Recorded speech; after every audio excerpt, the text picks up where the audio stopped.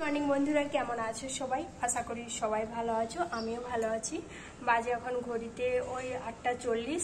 স্নান টান হয়ে গেছে, বাড়ির সমস্ত কাজও হয়ে গেছে। এখন যাব ফুল তুলতে নিচে। আর ওদিকে সোনুও উঠে গেছে, সোনুকেও নিয়ে নিয়েছি, কারণ সোনু বাবা বাড়িতে নেই, গেছে বাজার করতে। তো সেই জন্য ওকে নিয়েও নিচে যেতে হবে। তো চলো আগে ফুলটা তুলে নিয়ে আসি, তারপরে পূজাটা দিয়ে দিই। লাল সাদা দু রকমের ফুল পেয়েছিলাম, সেই দু রকমের ফুল দিয়েই ঠাকুরকে পুজো দিয়ে দিলাম। আর এখন হচ্ছে সোনু ওখানে বসে আছে, ও নকুলদানা নিল দুটো। আর চলো এখন যাই রান্নাশালে সকালের খাবার বানাতে।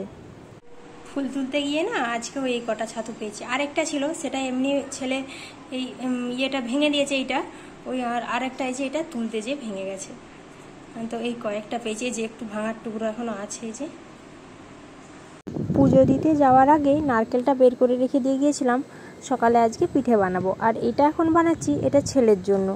ওই বেশি বানাবো না, যে নারকেলটা আছে যটা হয় তটাই বানাবো। ওই হয়েছিল আমার ওই 7টার মতন পিঠা, পাটিসাপটা পিঠা। সেই যে বানিয়েছিলাম, নারকেল রেখে দিয়েছিলাম, তো সেটা দিয়ে চলো এখন পিঠেগুলো বানিয়ে নিই। ছাতুটা বের করে নিয়েছি, আর ছাতুটা কালকেই আমি ধুয়ে পরিষ্কার করে কেটে কুটে একবারে রেখেছিলাম, যাতে রান্না করার আগে না ওই কাটতে হয় বা ধুতে হয়। তো পরিষ্কার আছে একদম। এই ছাতুটা এখন ভাজতে বসে দিই, ওর বাবা এখনও আসেনি। দেখি বাজার থেকে আসলে তারপরে যা রান্না হবে। এখন খালি ছাতুর তরকারিটা করব। এই ভাতের চালটাই আমাদের খাওয়া হয়। তো চাল ছিল মানে ওই একদিনের মতন হবে ছিল। সময় থাকতে থাকতেই বললাম যে দেখো চাল আনতে হবে, ভাতের চাল। তো এই যে নিয়ে চলে আসছে। আর এদিকে টুকিটাকি সবজি বাজার করে আনছে, বেশি কিছু পাইনি। ওই কুমড়ো ছিল, গাজর, ওই ডাঁটা, এইসবই ছিল। আর এদিকে মাছ নিয়ে আসছে। তো ভাবছি মাছের তরকারি করব আর ছাতুর তরকারি করব। তো চলো রান্না বান্নাটা এখন আগে সেরে নিই আমি। অনেকটাই দেরি হয়ে গেছে, ওর বাবা আস্তে আস্তে প্রায় 11টা বাজিয়ে দিয়েছে।